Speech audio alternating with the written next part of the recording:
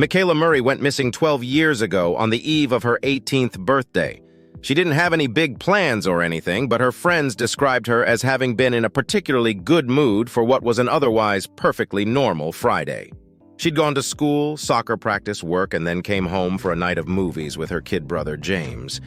He was more excited for her birthday than she was, even wanted to stay awake with her until midnight, but of course had fallen asleep right away. When he woke in the middle of the night, he saw her headlights shining through his window and watched as they rushed down their country road, not knowing that it was the last he'd ever see of her. The poor kid was only 5 and would be forever tormented over why she'd left him, or why she'd never come back. It wasn't until the sun came up on that cold Saturday morning that anyone realized something was wrong. Her parents entered her room to wish her a happy birthday, only to find her bed empty, car gone, and phone off. They'd started their rounds of calls to all Mikayla's friends, but nobody had seen or heard from her. Panic really started to set in when Mikayla's car was found abandoned on the side of a heavily wooded road, facing the wrong direction, practically in the middle of nowhere. There were no parks or hiking trails, nor were there any signs of a struggle or any evidence of where she might have gone next. Until Mikayla's parents followed that road on a map. They knew she had the boyfriend, Tom. He was a year older and had just gone off to college. He'd been trying to get Mikayla to come visit him, but her parents forbid it. But if they hadn't, this was the very road Mikayla would have taken to get there. So while Linda Murray filed the missing persons report, Paul Murray sped on up that road, all the way to Tom's university. Tom swore to him, and later the investigators, that he hadn't seen her in weeks, that he'd been in his room studying that night.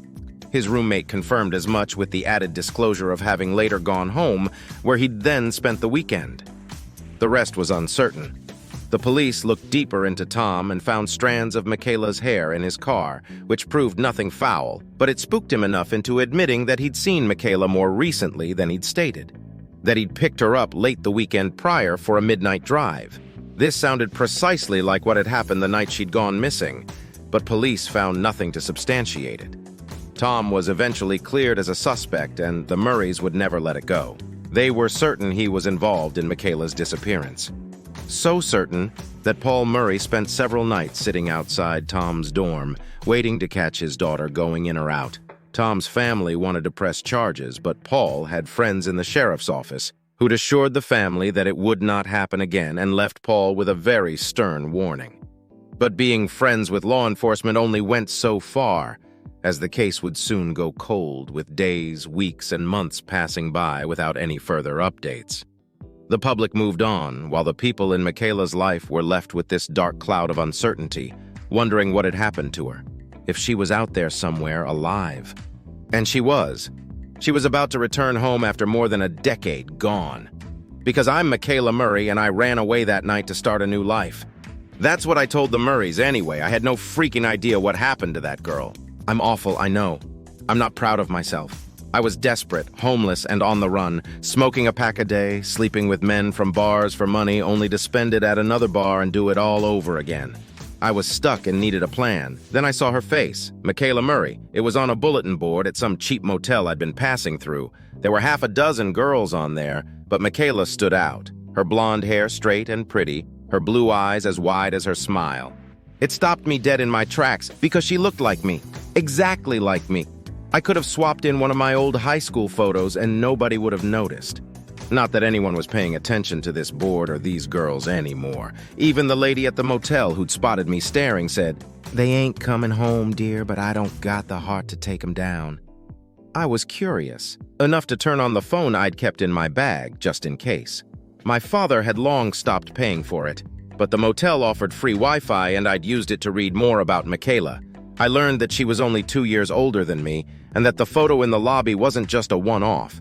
She resembled me in every other photo, of which there were many, along with theories about what had happened to her. I couldn't have given any less of a crap about that rabbit hole. What got my interest were the earrings Mikayla wore in these photos, or the necklace her mother wore at the press conference, or the watch on her dad's wrist. As I dug deeper, it became clear that the Murrays had money, a fair good amount of it. After entertaining Jerry from the bar and stealing his jacket, I ripped a butt late that night and decided one of those girls was coming home. And it was going to be me. The Murrays still lived in the same house, an hour west of the small Michigan towns I'd been nesting in, which worked perfectly, as I'd been toying with the idea of going back home to Chicago. It was a cheap way to justify the awful thing I was about to do, because in reality there was no freaking way I was actually going back home, even with Murray fortune in my pockets. It's frightening what we'll do to ensure we're the good guys in our story. As I dished out a small chunk of my remaining cash to hop on a bus, I felt no hesitation or fear. Sure, it was risky, but I wasn't planning on being there for more than a night. I'd done enough research on Mikayla to get in, find what I could take, and get out. I was going to beg the family to give me one day before alerting anyone that I'd returned, to let me rest in my own bed before being swarmed by whatever media nowhere Indiana had to offer. After miles and miles of cornfields, I'd hoped to have plenty of time to escape that wave. When the bus arrived at the station, I couldn't help but notice how out of place it looked, like it had been copied and pasted from somewhere else. Standing out among the rundown outlets, shops, and restaurants, I spotted a seedy-looking bar next to an even more questionable-looking mechanic and thought about making a detour. I needed a drink, but I couldn't. I had to make sure not to talk to anyone. I couldn't risk being mistaken for the town's longest missing girl. Not here. Not now. So when an older man approached me outside the station as I smoked one last cigarette, I'd panicked. He asked if I could bum him one, said that he really needed it, so I did just to make him go away. Then he started rambling on about his car having broken down in this crap hole and how he was stuck here until they fixed it. He told me his name and then asked me my mine. I told him it was Abby. It's not. He said I'd reminded him of his niece back in Iowa, something I pretended was interesting. Maybe I can pretend to be her too, I thought. When I finished smoking, I wished him luck and set off for what I came here to do. I shoved the rest of my cigarettes and lighter deep into my backpack, along with my real identity, and when I turned down Lincoln Ave, I was no longer me. Or Abby. I was Mikayla Murray. The Murrays lived a pretty secluded life. Their home sat alone in the middle of endless plains, their neighbors barely dots in the distance. I was starting to understand why Mikayla might have run away, although the house itself was beautiful with many protruding sections and gables, a wraparound porch, and a large two-door garage. There was even an in-ground swimming pool out back, now covered and topped with autumn leaves, and a cute little gazebo further off in the field, draped in numerous flags and dream catchers with flower pots lining the railings. It certainly didn't look like the kind of place tragedy had struck. I stepped quietly up the stairs and was almost spooked by my own reflection in the glass of their front door. Nerves were definitely setting in now. I rang the bell and felt my stomach sink. What if my dirty blonde hair wasn't light enough? Or if Mikayla had had some obvious birthmark I'd overlooked? I was sweating underneath my coat, unable to recall the name of the man I'd taken it from. When the door opened, my heart stopped. Linda Murray was standing there in her casual weekend wear, pleasantly confused. "Hello," she greeted me. Then her face went white in an instant, like her soul had left her body. She shrieked and clasped her hands to her mouth, bursting into tearful exclamations. "Oh my God!" she kept repeating. She suddenly lunged forward and squeezed me tighter than I would have liked, her arms attempting to wrap all the way around my backpack. I stood there awkwardly, bracing all of her weight onto my mine as she surely was about to collapse. The dog at her legs was barking madly, and as Linda's tears dropped onto my back, all I could think about was how pissed off I'd be had I gotten caught because the freaking dog didn't recognize my scent. "What is it, Linda?" Mikayla's dad called from somewhere inside. He soon appeared in the doorway, his button-up tucked into his jeans, and when saw my cold, pale face poking over Linda's shoulder, he stumbled back. "What is this?" he gasped. His eyes went wide and his bushy gray mustache twitched. The dog was still barking, reminding me that I was in fact a stranger in this house. I smiled and said, "I'm home, Daddy." I was trying to make myself cry, and if Linda had squeezed me any harder, I just might have. She held on to my sleeve as we let go, as though afraid her daughter would run off again. Paul Murray was still staring at me in disbelief when something shifted in his face and he stepped forward. "Come here, baby girl," he uttered. Linda passed me off like a toy she did not want to share. Paul pulled me into his arms and held even tighter than she had. We rocked back and forth for a moment. "I can't believe it's you," he whispered. Linda rushed for the door and yelled inside, calling for her son James. "Come inside, baby." Paul beamed as he released me, keeping a hand on my back and beckoning me inward. "It's cold, come." We moved into the foyer where Paul asked to take my coat, which I happily handed him. Now that I was inside, I could practically smell the bar on it. "Your bag, sweetie?" he added. I shook my head and said, "No, that's okay." He made a face and I worried it was suspicion, and then worried more that my worrying was the only thing suspicious. I had to settle down. I'd nearly jumped when Paul turned the locks and hit a button on the alarm system. It chimed louder than I would have expected. I wondered if all this had always existed, or if it was a result of their daughter having slipped out one night, never to be seen again. One of her coats still hung on a hook by the door, untouched after all these years. Now mine hung next to it. Well, Danny's or whatever. As we moved even further inside, I was blown away by how nice this place was, so much so that I'd slipped and let it show. Nothing in this house was supposed to be surprising to me. It was hard not to be impressed by the high ceilings and bookshelves, or the many sofas beside a grand marble fireplace, or the fact that this was just the room that branched off to all the other rooms, one they'd probably hardly ever used. As I continued to survey my surroundings, a figure high above caught my eye. It was James. He looked down over the railing and looked more flabbergasted than anyone to have seen me. At 17, he was now the same age his sister was when she vanished, only much taller but with the same baby face.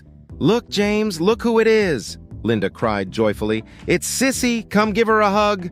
I wanted to puke. James didn't move right away, and when he did, it was this slow, cautious crawl. I figured surely of all people I'd have been safest around James. After all, he'd hardly ever known his sister. Yet the baby blue eyes behind his jet black hair were piercing into mine, searching for the girl he so dearly missed. I couldn't think of what to say to him, and was distracted by the feel of the cigarettes in my bag. I needed one. "Hi," was all he mustered, stopping at the foot of the stairs. "Hey, Goober," I replied. I had no idea if that was something Mikayla ever called him, but neither had anyone else. James and I then did something resembling a hug and let go. Linda looked on, face red, still overcome with emotion. Paul was smiling at us. "Let's go sit, yeah?" he suggested. "You look exhausted." He wasn't wrong. I couldn't wait to sit down. There probably wasn't a piece of furniture in this place less comfortable than the mattresses I'd been living on for the last decade. I held in my amazement as we marched from room to room, deeper and deeper into the house. Linda was still exhaling this stuttered, painful sob and kept reaching to touch me in any way, a hand on the back or a light brush of the hair. It was annoying, but then again, I'd never learned how to have a mother. When I shrugged Linda off, she looked heartbroken. It was at that moment that I finally began to feel like the jerk I knew I was. After passing through the kitchen and down another hall, we stopped in their second, larger living room. It was very open, the ceiling reaching all the way up to the third story, with photos lined as high as a ladder could reach. I followed Mikayla's progression of school photos, remarking how eerily similar they were to mine, and how they were one photo short. There was an upper level beside us where a grand piano sat in one corner and a bar in the other, separated by yet another fireplace. I imagined how nice a Christmas tree must have looked in here, even during the day with the natural light coming in through the sliding glass doors to the back porch. Each Murray dropped onto a separate couch on the lower level. Paul gestured for me to sit next to Linda, who, of course, was eager to be next to me. James was slouched directly across, staring down at the ground. The rest of us were darting our eyes, waiting for someone to begin. Paul cleared his throat.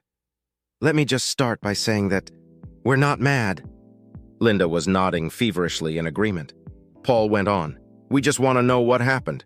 Something inside my gut rung. If my actual dad had showed even an ounce of this concern, I might not have run away myself. Instead, he took his brother's side, my abuser. I dropped my head. I needed to get out of here. I felt trapped. I didn't mean to hurt anyone. I just didn't know what else to do. I'm really sorry. It certainly wasn't Oscar-worthy, but I wasn't playing the long con. I only needed to be passable long enough for me to swipe several of the items we'd passed along the journey to this room. Paul nodded slowly, gazing off somewhere over my shoulder. "Okay," was all he said. It was somehow worse than anything else he could have said. For all I knew, Mikayla had had a great life here, with a loving family. Now I was making them feel responsible. Each of them was staring off somewhere, letting my story sink into their minds. I wanted to sink into the couch. "Where did you go, Mikayla?" Linda suddenly wondered. Paul leaned forward. "No, Linda, it's okay. She's not a little girl anymore. That's her business. Listen, baby girl, we don't have to talk about it if you don't want." All that matters now is that you're home and you're safe." He reached for my hands and held on gently. It was strangely comforting. For the first time in my life, I'd felt cared for and safe. In my short time there, I'd completely flipped my thinking. What if Mikayla was just another stupid teenager rebelling against parents who were only trying to protect her? What if she'd sneaked out to celebrate her 18th birthday with her college boyfriend at some frat party? What if he slipped something into her drink? Or if she got too experimental? What if someone offered her something she'd never tried before and she took it? To be cool? To show off in front of her college boyfriend's college friends? I'd spent my whole life wishing I had hers. What if she'd just left it? "You know what? I have an idea," Paul said with a clap. "Linda, why don't you go out and get stuff for pork sandwiches? I'll cook up some tater tots, yeah?" He was looking at me with raised eyebrows like I was supposed to know what the hell he was talking about. So I pretended to. This must have been some sort of Murray tradition or Mikayla's favorite meal. "That sounds great," I replied. I tried to smile at James, but it was clear he wasn't ready to forgive his sister for abandoning him. Linda hopped up. "Mikayla, sweetie, do you want to come with me?" I hated how often she was saying her name and how she spoke to me like I was 5. Before I got a chance to respond, Paul chimed in. "Hun, let her breathe. Run to the store, I'll get things started here. And you," he said to me, "go rest up. It's gonna be crazy here by tomorrow. I just want to have one night as a family first." I could not have agreed more. Everything was going exactly as I had planned, maybe better.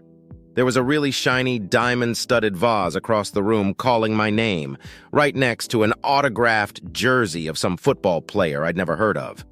I was going to walk out with one while wearing the other. "Go on up to your room," Paul said to me. "We'll come get you when it's ready." Linda pulled me in for another hug and kissed me on the side of the head. She looked over at James and saw that he was looking rather lifeless. She caught his attention and made a tipping motion toward her mouth, to which James replied, "I took them already." He finally glanced my way, but it wasn't quite the look I wanted to see. There was more than just betrayal in his eyes. Everyone broke at once and dispersed, Paul heading for the kitchen and Linda making her way out. I grabbed my backpack and followed a sluggish James up the stairs, feeling good about how things were going so far, until it occurred to me that I'd had no idea which room was Mikayla's. It wasn't something she'd ever have forgotten, not even after 12 years. James and I rounded the corner and were faced with a long, narrow hallway with several doors. I feared I was going to have to guess the right one when James threw me a lifeline. "Hey," he began. He'd stopped in front of his door and turned to me. "Do you want to hang out, watch a movie or something?" Even this had come out tense, like he was being forced to ask. Then I remembered that this had been the last thing he and Mikayla had done together. "Yeah, sure," I said happily. "I don't think I'm ready to see my room yet anyway." James nodded, and the knot in my stomach untwisted. When we entered his room, I was surprised by how neat it was, so much so that it felt wrong laying my dirty bag down. James's baggy jeans and messy hair gave me a totally different vibe, but his bed was made. The walls were bare, and the desk in the corner looked like it had hardly ever been used. The one window in the room had a perfect view of the setting sun beyond the fields. Its shadow cast a line between the pool below and the gazebo that was just barely visible from this vantage point. I heard a lock click. "We need to go now," James whispered. He let his neutral expression drop into one of panic. I watched in confusion as he rushed over to his closet and threw on a sweater, cursing under his breath as he did so. When he looked up at me again, it was like he'd forgotten I was there. "What are you talking about?" I demanded. James shook his head. "He knows. He knew the whole time." My brain was automatically rattling off ways to salvage this, but there was no point. I was caught, and something other than my identity was bothering him. That made me nervous. What gave it away, I wondered. He looked at me like I was crazy. "Do you have any idea what's going on here? He killed her. He buried her." My heart stopped. What? That wasn't in any of the theories I'd read online. Like everyone else, I had been so sure it was the boyfriend, Tom. It was obvious, but the look of fear washing over James's face was hitting me as well. "How do you know that?"